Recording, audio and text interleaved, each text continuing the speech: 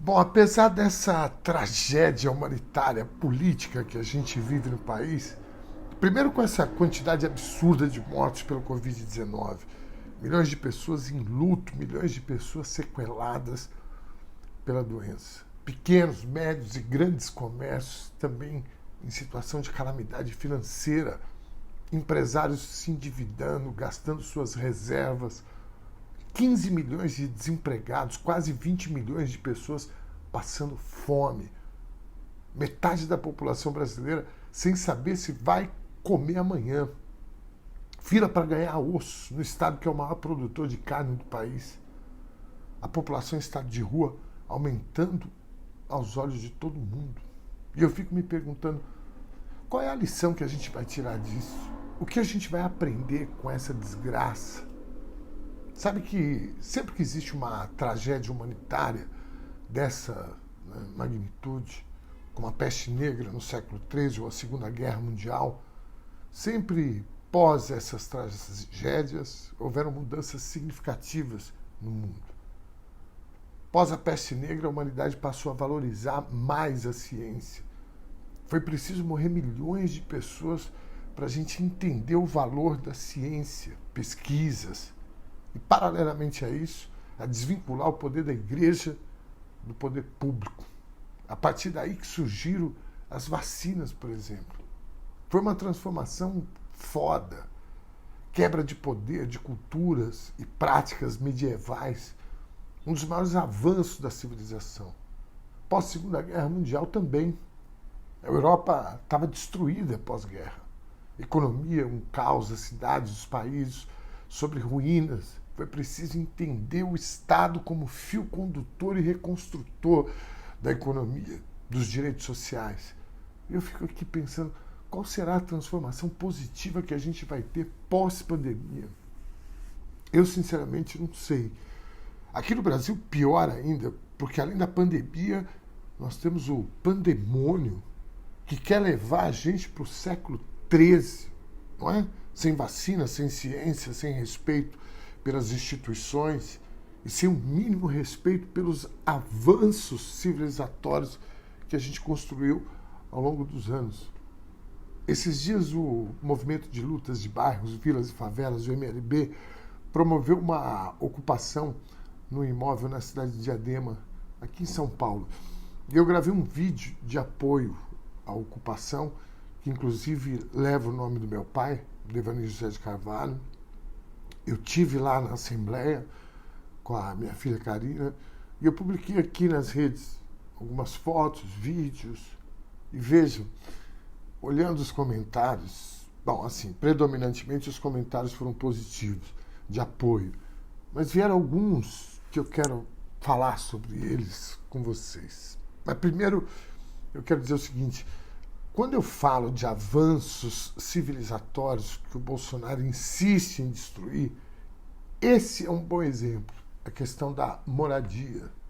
Porque nós demoramos anos para construir uma Constituição Federal, a Carta Magna, que define a convivência, que coloca direitos e obrigações, que fundamentalmente organiza a convivência da sociedade, de todos e todas, a lei que organiza a nossa vida. A nossa Constituição é de 88, 1988.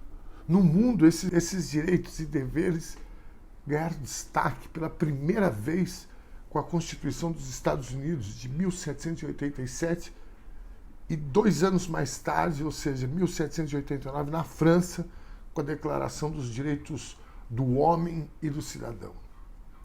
Com o tempo, eles foram adaptados às realidades das nações ao redor do mundo. No Brasil, só depois de muita luta, nós conseguimos criar uma Carta Magna, que é a maior conquista civilizatória de uma nação, que é de 1988. E um dos artigos mais importantes diz o seguinte, que é sobre os direitos fundamentais. Sabe o que é direito fundamental? São aqueles que estão ligados à dignidade da pessoa humana. E que a moradia é um desses direitos. É isso mesmo. Todo brasileiro tem direito à moradia. Todo governo tem a obrigação de promover programas de moradia e melhorar as condições habitacionais e de saneamento básico da população. Não é o MST que está dizendo isso, é a Constituição Federal brasileira. E a Constituição Federal também dá o direito à propriedade, mas toda propriedade tem que ter, segundo a Constituição brasileira, função social. Tem que morar gente, alugar, ter os impostos em dia. E o grande problema é o seguinte: muitos brasileiros que são iguais a todos os outros brasileiros perante a lei, segundo a Constituição Federal, simplesmente usam esses imóveis para especulação imobiliária, ou seja, para acumular patrimônio, riqueza. E muitos deles estão fechados há mais de 20, 30 anos. E o mais grave, sem pagar um centavo de imposto. Segundo o IBGE, no Brasil nós temos quase 6 milhões de brasileiros sem um teto digno para se morar.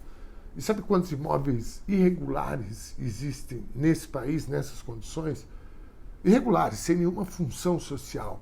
Quase 8 milhões. Ou seja, tem mais imóvel irregular por aí do que gente morando precariamente. Gente que escolhe se paga o aluguel ou simplesmente come ou moram nas ruas. Eu estou dizendo isso para vocês porque não é admissível que não se respeite a Carta de 1988, ou seja, a Constituição Federal. Porque na prática é isso que acontece. E por que acontece? Porque quem detém a posse dessas propriedades são pessoas que acumularam riqueza nesses anos todos. E, portanto, são poderosos. E pior, o Ministério Público e o Judiciário é formado fundamentalmente por homens e mulheres que fazem parte dessa classe social, dessa gente endinheirada. E nada mais natural e também inadmissível que esse sistema composto por essa classe social queira defender seus interesses, mesmo que seja contra a lei, porque imóvel sem função social não pode continuar servindo para interesses de especuladores imobiliários, enquanto pessoas não têm um teto para morar. Imóveis como esse aí de Diadema que eu visitei, que está abandonado há mais de 20 anos, cheio de dívidas, de tributos, de impostos, não é legal e muito menos aceitável. E cá entre nós é bem simples entender essa questão. Voltando aos comentários, na verdade, esses comentários dos bolsonaristas expõem o que eles pensam sobre isso, o que o Bolsonaro pensa. E quando eu falo que aqui no Brasil a gente tem a pandemia e o pandemônio, é por essa razão. Bolsonaro e seus seguidores defendem um retrocesso da civilização. E eu quero me ater agora a essa questão da moradia, do direito garantido por lei à moradia, que está na Constituição Federal, que, como eu falei, é um avanço civilizatório a Constituição. Bom, vamos aos comentários aqui.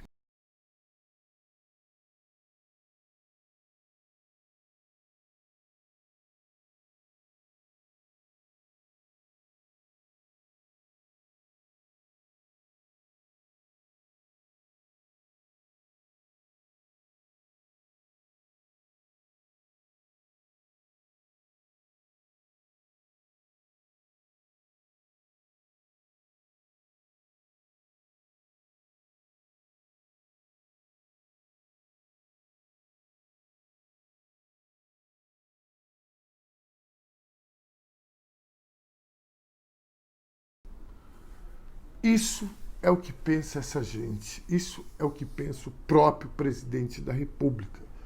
Por essa razão que eu falo que já é difícil imaginar qual seria a grande lição pós-pandemia.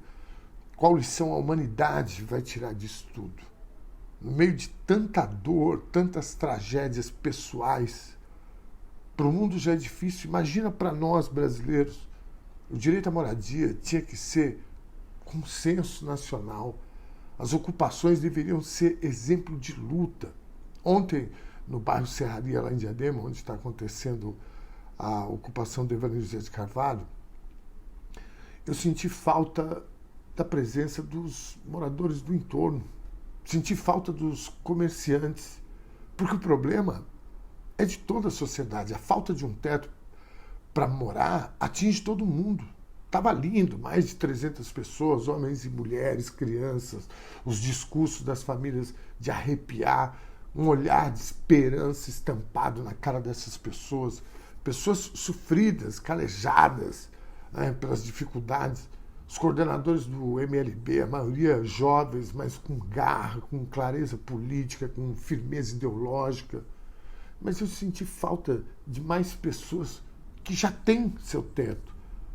Apesar de muita gente lá estava lá apoiando, eu quero também, né, parabenizar essas pessoas que estavam lá como eu apoiando, mas a nossa sociedade precisa entender a luta de classes. Não é porque eu já tenho um teto que eu não vou apoiar a luta dessas pessoas. Não é porque eu não sou preto que eu não vou apoiar a luta antirracismo. Ou porque eu não seja gay que eu não vou lutar contra a homofobia, o machismo, a violência contra a mulher. Tudo isso são doenças sociais, doenças da nossa sociedade. Portanto, fazem parte de todos nós. Talvez essa poderia ser a grande lição pós-pandemia. A gente se identificar com os problemas que atingem a todos nós e nos apoiarmos. A gente podia começar não aceitando que nenhum brasileiro dormisse nas ruas, que todos tivessem um teto digno. Que tal? Pensa aí. Procure os movimentos sociais por moradia. Apoie, seja solidário. Isso não é ser radical. Radical mesmo é naturalizar que pessoas morem de forma precária ou até mesmo nas ruas, sendo que temos mais de 8 milhões de imóveis desocupados sem nenhuma função social. Muitos há mais de 20 anos abandonados, apenas gerando renda para quem dorme e come bem às custas do sofrimento da maioria do nosso povo. Pense nisso aí.